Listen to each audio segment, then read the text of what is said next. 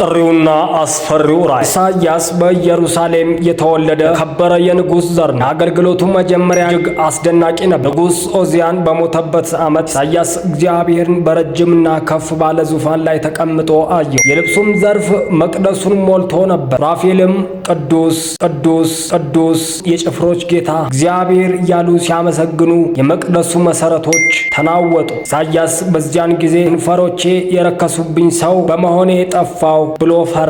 ነገር ግን ከሱራፌል አንዱ በመሠዊያው ላይ የነበረውን ፍም በጉጠቱ አንስቶ ከንፈሩን በመንካት ኃጢአቱን አነጻለት። ከዚያም እግዚአብሔር ማንን እልካለሁ? ማንንስ ይሄድልኛል? ኢሳይያስ በድፍረት እነሆኝ እኔን ላከኝ በማለት ታላቁን የነቢይነት አገልግሎት ተቀበለ። ወንጌላዊው ነቢይ ትንቢቶች ኢሳይያስ ከብሉይ ኪዳን ነቢያት ሁሉ ስለ ክርስቶስ ልደት፣ ሕማማትና ክብር በስፋትና በጥልቀት በመናገሩ የብሉይ ኪዳን ወንጌላዊ ይባላል። እነዚህም መካከል ስለ ድንግል ማርያም ልደቱ እነሆ ድንግል ትጸንሳለች፣ ወንድ ልጅም ትወልዳለች፣ ስሙንም አማኑኤል ትለዋለች በማለት ከ700 ዓመታት በፊት ተንብዮአል። ስለ ሕማማቱ እርሱ ግን ስለ መተላለፋችን ቆሰለ፣ ስለ በደላችንም ደቀቀ፣ የደህንነታችንም ተግሣጽ በእርሱ ላይ ነበረ፣ በእርሱም ቁስ እኛ ተፈወስን በማለት ስለ ክርስቶስ ስቅለት ልክ በዓይኑ እንዳየ ሰው አድርጎ ጽፏል። ሰማዕትነቱ፣ አሰቃቂው አሟሟት። ኢሳይያስ በአራት ነገሥታት